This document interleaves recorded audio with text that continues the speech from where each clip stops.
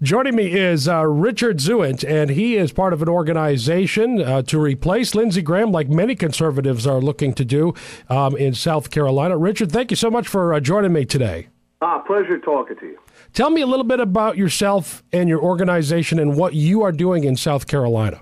Well, our organization is a very loose alliance of folks across the state who are members of the Republican parties in their individual counties. And we developed a resolution censoring Lindsey Graham basically on his previous history of not really supporting conservative and Republican values, but more just bending with the wind. And we developed initially back last spring a 29-point resolution pointing out these discrepancies with Senator Graham and conservative values. And it's interesting. I mean, I was looking through your resolution, and they reported on it a little bit on Breitbart, and it's making a lot of headways in media circles, conservative media circles. One of the things that people say about Lindsey Graham, his strongest point is his support for the military and his military background. One of the things that's pointed out in that resolution is his support for the Muslim Brotherhood, and that's one of the things that I get a sense is a big sticking point to that resolution. Oh, exactly. That is one of the biggest sticking points, is Senator Graham's idea that America should go marching off blindly into places like Libya, like Egypt, just because a group that later is identified as having terrorist ties has overthrown what they think is an illegitimate government. I mean, there's no doubt about it. Gaddafi was not a favorite of this country. But to go out and support a group that overthrows him that very well could be even worse, it's just wrong. And the whole idea that you would put American fighting folks in harm's way for that is intolerable. Well, tell me a little bit about how GOP committees are looking at this, and which GOP committees have signed on to this, and are there others out there that are looking to become a part of this resolution and passing it? Well, again, I'm proud to say that I'm a member of the Chesterfield County, South Carolina Republican Party, and we were the first to pass this resolution. We've been joined by 7 other counties across the state right now, with an 8th very possibly coming up in March. So, we're in March. I have to apologize for that. And we're actively working on in various counties of the 46 across the state. When we first started it, it was under the I'm thinking for that. I'm sorry. I apologize for not having the right word. The radar, but as we've been getting more and more publicity about it, we're also reaching very much more resistance from the Graham folks. So it's definitely making an impact. There's a lot of people that would really like to go out and express their disappointment with how Senator Graham is conducting himself in Washington. It's getting tougher and tougher, but we are seeing more and more of people come forward and say, yes, we want to move this forward. You know, it's interesting. You look at South Carolina, who has a history of voting for strong conservatives like Jesse Helms, like Strom Thurmond. These guys never in a million years would have signed on to the things that Lindsey Graham has signed on to. And the more you guys expose this, his voting record, all you're doing is talking about his voting record for the most part and what he has supported. Hopefully more and more people will see that, and will see the stark contrast between conservatives who have been elected in South Carolina and what Lindsey Graham is doing. Oh, absolutely. But I will have to make one correction. If I don't, they're going to be really upset down here. Jesse Helms was from North Carolina. He was from North. I better fix that. but no, my bad. Scene right now in that Jim DeMint, obviously everybody knows, was rock solid conservative. Right. And when he resigned, our Governor Haley absolutely appointed one of the outstanding senators right now, and that's Tim Scott. And what makes him unique is, besides being a rock-solid conservative, he is also an African-American, which allowed South Carolina to say, we put the first African-American in the United States Senate from the South, okay, since the Civil War. And he offered a polar opposite to Senator Graham, where he will not support the president in things that we know is just absolutely wrong.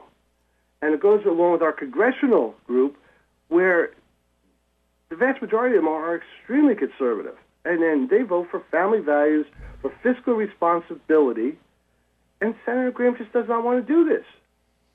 You know, and you look at the past where Jim DeMint, his presence in the Senate, it's not that Lindsey Graham just didn't vote the opposite of Jim DeMint. It seems like he was fighting Jim DeMint at every turn when it came to a lot of the legislation that was fought for in the Senate. Well, yes, absolutely right. And he continues to degrade fellow Republicans who have a strong viewpoint that's opposite his. One that came up with Ted Cruz and Rand Paul recently, where Lindsey Graham and obviously Senator McCain started calling them names and saying, well, look, you're wrong, we're right, and you're wackadoodles, I think was one of the terminologies they used. Yeah. This is just plain old wrong. I mean, it's fine. We can have disagreements within the Republican Party. Okay, obviously, we always do. But conservatives have a right to have their say, and conservatives have a right to try to get their philosophies and principles out on the floor of this country, of the Senate, of the House, and say, we think this is wrong. We think a $17 trillion debt is wrong. Pay attention to that. Okay? Don't start talking like Lindsey Graham did when Snowden went to Russia and say, let's boycott the Winter Olympics. Yeah, right. That's just plain. Doesn't that sound like a certain Democrat president from about 30 years ago? Well, so far, Lindsey Graham has been agreeing on a whole lot of what Barack Obama believes and wants, and has given him just about anything he wants in a lot of areas, especially what you've spelled out in this resolution. You know, it's interesting. People always complain to Tea Party people and grassroots people that they say, "Oh, you're just trying to do this purity test when it comes to who's the most conservative." But you know, when you look at it, if Lindsey Graham was from California or New York, for the most part, a lot of people wouldn't be surprised if he's behaving this way and if he's voting this way. But he's a Republican in a red state like South Carolina, a conservative state, a very conservative state, one of the most conservative states in the country. You would expect him to behave like a Republican in a red state, not a Republican in a blue state. I guess that's all people are asking, for the most part, is to fit the part. The people I speak to, the people I associate with within the Republican Party, are asking that question. They're saying, Senator Graham, why? Why are you supporting things like an internet tax? Okay? You say you don't want to raise taxes. Why are you supporting it? And a big one is when Senator Graham voted for cloture, which allowed the vote to proceed for Obamacare. He's trying to make the argument, well, I'm against Obamacare, so I wanted to vote against it, knowing full well, though, if he allowed that vote to come to the floor of the Senate, no matter what, it was going to pass. So you can't be for something one day and against something the next day. And that's it's this sleight of hand that he tries to pull on the citizens of South Carolina, which really is, in my humble opinion, despicable.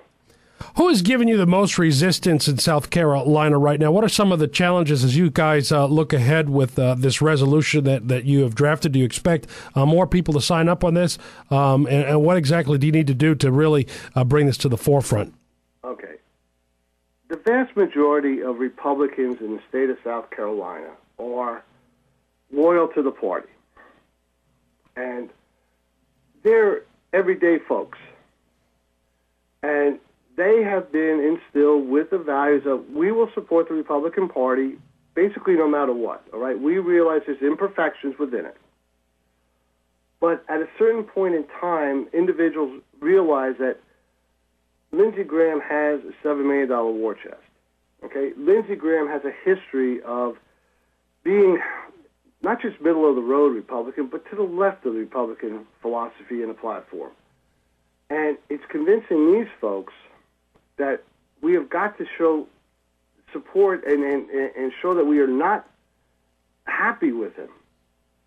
But his folks are going in there, and basically they are threatening a lot of the ordinary folks who are members of the Republican Party with basically being isolated, being held accountable down the road. All right, and so it's these kind of threats, which is childish. Okay, but I can understand when you have a 60-year-old grandmother who's been a member of the Republican Party for the past 40 years, and somebody comes up and says, well, you might not like Lindsey Graham, okay, but if you vote for this resolution, we're not going to forget it. That's wrong, and that's the resistance we are running into right now.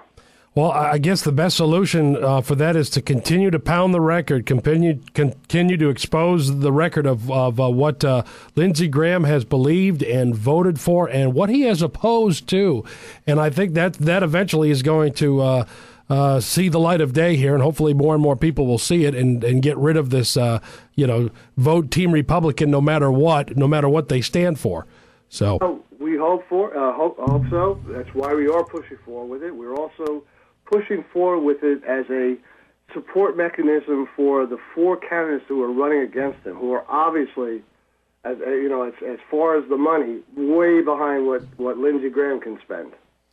But recently, something else has come up which is very disturbing in the actions of Senator Graham, and that is it's come to our attention that he's developing a group of folks who support him that are looking to go to Democrat meetings, go to, to develop support from the farther left elements of the Democrat Party to support him. And one can only think of the last senator that did that, who was Arlen Specter up in Pennsylvania, who just, has played revolving political parties just so he could get reelected. Well, let me get you this straight. He's not necessarily switching to the Democrat Party, but he's looking to get support from Democrats in the state of South Carolina because they know that a Democrat's not going to win an election in South Carolina. So it's kind of like I don't know. It's strange, huh? I'm not going to say a Democrat couldn't win because one only has to go back to Strom Thurmond, okay, and a Democrat can win. But for him to be actively recruiting that support from that element just goes to show that, so we have a real problem in South Carolina, and that's with an open primary system. Right. Okay? Right. Where one can go at the primary and just declare, I'm going to vote, whether they're a member of the party or not. And this is one of the elements that the South Carolina state leadership has basically used to try to support Lindsey Graham and try to cut us off. Yeah, it sounds like dirty politics. That definitely needs to be exposed as well. Well, we're working on that, but hey, politics is politics. Yeah, I hear you. Since the creation of this great country, there has always been that, okay? And there always will be. It's just working around it, keeping to a path where we don't accept the premise that just because the Democrats control the Senate, control the president, control the House, control the Senate, and control the presidency, that you cannot, as Republicans, stand up against them. Yep. And it goes to why 2 years ago there was a resurgence of conservative representatives showing up in the House and saying, enough's enough. Right? We have got to fight these people every step of the way when they want to turn this country into a fiscal basket case. All right? When they want to turn around and take it and put 50% of the population dependent on the government. Somebody has to stand up there as the lone voice and say no. And we expect that of our senators, of our Republican senators. And that's why we're proud to see a senator like Ted Cruz get up there or Rand Paul get up there. Well, why can't Lindsey Graham get up there? Right. Okay? So that's why we're doing this. And this is why there's a great many people working hard, okay, standing up to the threats, okay, and say, no, we won't accept that. The only tool we have to show our disdain with Senator Graham's voting record, which is continuous, voted for cap and trade, votes for the idea that NSA could spy on us. Well, we won't tolerate it. And we want to just say, hey, this is how we're going to discipline you, which is within our right. Also joining me to talk about this is Ed Mazlish. Ed, thanks for stopping by. How are you? Glad to be here. Thank you so much for stopping. How did you form this resolution? When you first started this process, what did you have in mind? And walk us through it if you could. The goal is to have Republicans, not just in South Carolina, but nationally, held accountable for their views, and in particular, to make sure they stand for the things that we in the grassroots of the GOP stand for. And it's our position that there are lots of elected Republicans that go to Washington and lose touch with what Republican values are, and we want to make sure that Republicans are held to the same standards as everyone else, and that if they don't meet those standards, they shouldn't be endorsed by Republican Party machines or Republican voters, and that they should be replaced. And you couldn't have picked a better place to let everybody know about this. I first saw this report on Breitbart.com, which seems to be getting a lot of play out there, and that story has been shared just about everywhere in Republican circles. Well, thanks. Unfortunately, I think that it could be played out in a whole lot of places all over the country. I think that the Republican Party is being overrun by people who don't share our core values. And, you know, you're seeing in some of these places like Breitbart and other sites discussions about the internal civil war that's going on within the Republican Party right now. And, you know, I'm happy to say that we're part of mobilizing the good guys, at least as far as we can tell. If you could walk through this resolution in support of the censure of Lindsey Graham, the first thing that you do point out is Obama's appointments and Lindsey Graham not doing anything to really stop these appointments and actually voting for these appointments. How critical is this? Well, just to be clear, we didn't put the 29 points of the resolution in any particular order. We toyed with the idea of doing it chronologically. We toyed with the idea of grouping them by subject matter. They're not in any particular order, so the first one isn't necessarily the most important one. And in fact, we've sent the resolution to all 46 counties in South Carolina. And basically, you know, the representatives that we're working with have freedom to alter the resolution, you know, add something if they think that something else deserves to be in there. If 28 of the 29 get agreement, but there's some disagreement on the 29th, it's just a template. There's no requirement that every single one be identical. We're not dealing with a presentment issue as you would in the Constitution, where everything has to be exactly identical. The point is to put people on record as to what the GOP stands for, and to put people on record as to whether we're going to agree or disagree with whether Lindsey Graham or John McCain or Thad Cochran or Mitch McConnell or Lamar Alexander. There's a whole list of Republicans.